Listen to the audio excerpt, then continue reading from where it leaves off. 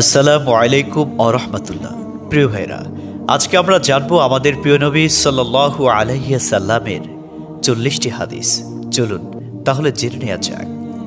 Number 1, রাসূলুল্লাহ সাল্লাল্লাহু আলাইহি সাল্লাম বলেন, যে ব্যক্তি আমার 40টি হাদিস আমার উম্মতের কাছে পৌঁছাবে তার জন্য আমি কিয়ামতের দিন বিশেষভাবে সুপারিশ করব।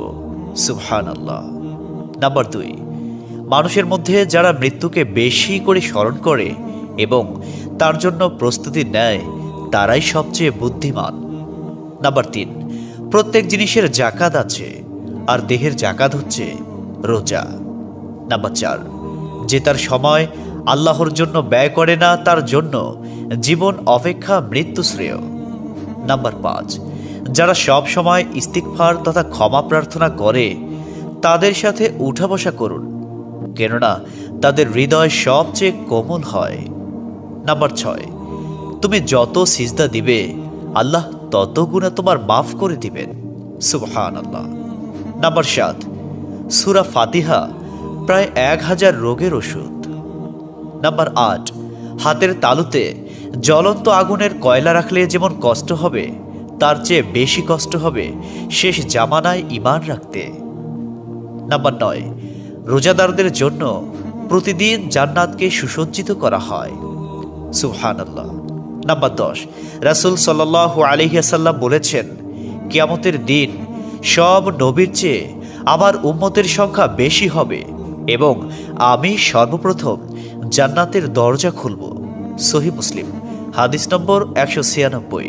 11, যে ব্যক্তি রোজা রাখা অবস্থায় মারা যাবে আল্লাহ তাকে কিয়ামত পর্যন্ত সকল রোজার সওয়াব দান করবেন।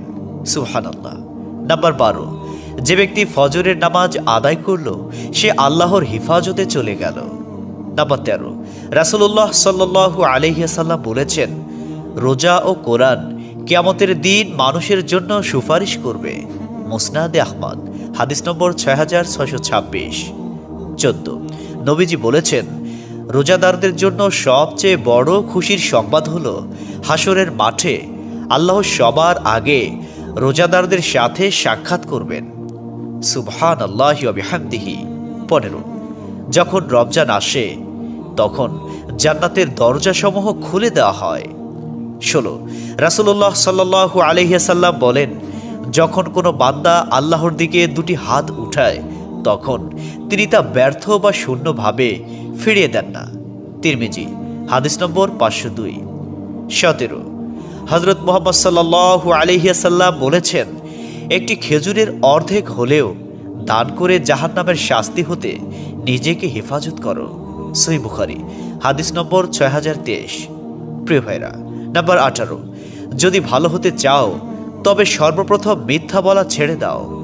19, তুমি যখন রাস্তা দিয়ে যাও তখন আল্লাহর নামে জিকির করো, কারণ হাসরের দিন ওই রাস্তা তোমার নামে সাক্ষ্য দিবে। 20, তোমরা সব সময় উজু করো, কারণ কিয়ামতের দিন যারা উজুকারী তাদের হাত পা উজ্জ্বল থাকবে। সুবহানাল্লাহি ওয়া বিহামদিহি। 21, যার দুঃখ বেশি তার প্রতি আল্লাহর রহমতও বেশি। 22, যখনই নামাজে দাঁড়াবেন জীবনের শেষ নামাজ মনে করবেন। 23, যে মহিলা গর্ভাবস্থায় 1 খতম কোরআন পাঠ করবে তার গর্ভের ওই সন্তান একজন নেককার বান্দা হিসেবে দুনিয়াতে আগমন করবে। সুবহানাল্লাহ। 24, চুপ থাকার কারণে মানুষের যেই মর্যাদা হাসিল হয় তা 60 বছর নফল ইবাদত হতে উত্তম। সুবহানাল্লাহ। 25, রাসূলুল্লাহ সাল্লাল্লাহু আলাইহি ওয়াসাল্লাম বলেছেন, জান্নাতের সবচেয়ে নিকটবর্তী আমল হলো সময় মতো সালাত আদায় করা। সহিহ মুসলিম, হাদিস নম্বর 260। 26, যে ধোঁকা দেয় সে আমার উম্মতের অন্তর্ভুক্ত নয়। 27, তুমি জানো তুমি সঠিক তবু তর্ক করো না, তর্কে জড়াইও না। 28, হযরত মুহাম্মদ সাল্লাল্লাহু আলাইহি ওয়াসাল্লাম বলেছেন, তোমরা বিপদে পড়ে মৃত্যু কামনা করবে না, বরং বলবে, হে আল্লাহ, যে পর্যন্ত জীবিত থাকা আমার জন্য কল্যাণকর আমাকে ততক্ষণ জীবিত রাখুন, এবং যখন মৃত্যু আমার জন্য কল্যাণকর তখন তুমি আমাকে মৃত্যু দাও। 29, সূরা ইয়াসিনকে কুরআনের হৃদয় বলা হয়। 30, হযরত মুহাম্মদ সাল্লাল্লাহু আলাইহি ওয়াসাল্লাম বলেন, মায়ের একটি কষ্টের নিঃশ্বাস 7টি দোজখের চেয়েও ভয়ঙ্কর, আর একটি সুখের হাসি 8টি বেহেশতের সমান। সুবহানাল্লাহ। 31, যে অন্যের বাবা মাকে গালি দিল, সে যেন নিজের বাবা মাকেই গালি দিল। 32, রাসূলুল্লাহ সাল্লাল্লাহু আলাইহি ওয়াসাল্লাম বলেছেন, আমি যা জানি তোমরা যদি তা জানতে পারতে তবে নিশ্চয় খুব কম হাসতে এবং খুব বেশি পরিমাণে কাঁদতে। 30, মানুষ যদি মৃত ব্যক্তির আর্তনাদ দেখত এবং শুনতে পেত, তাহলে মানুষ মৃত ব্যক্তির জন্য কান্না না করে নিজের জন্য কাঁদত। 34, মহানবী সাল্লাল্লাহু আলাইহি ওয়াসাল্লাম বলেছেন, সূরা ফাতিহা তোমরা ধীরে ধীরে পাঠ করো, কারণ মহান আল্লাহ নিজে তার জবাব দেন। সুবহানাল্লাহ। হাদিস সূত্র মুসলিম 910। 35, রাসূলুল্লাহ সাল্লাল্লাহু আলাইহি ওয়াসাল্লাম বলেছেন, কিয়ামতের দিন যে জিনিসটি মুমিনদের পাল্লায় ভারী হবে সেটি হচ্ছে সুন্দর চরিত্র, আখলাক। আবু দাউদ, হাদিস নম্বর 4101। 36, কবরের ভিতরের প্রথম চাপ পৃথিবীর সকল কষ্টকে হার মানিয়ে দেবে। 37, হযরত মুহাম্মদ সাল্লাল্লাহু আলাইহি ওয়াসাল্লাম বলেন, যে ব্যক্তির অন্তরে এক সরিষা দানা পরিমাণ অহংকার থাকবে সে জান্নাতে প্রবেশ করতে পারবে না। সহিহ মুসলিম, হাদিস নম্বর 91।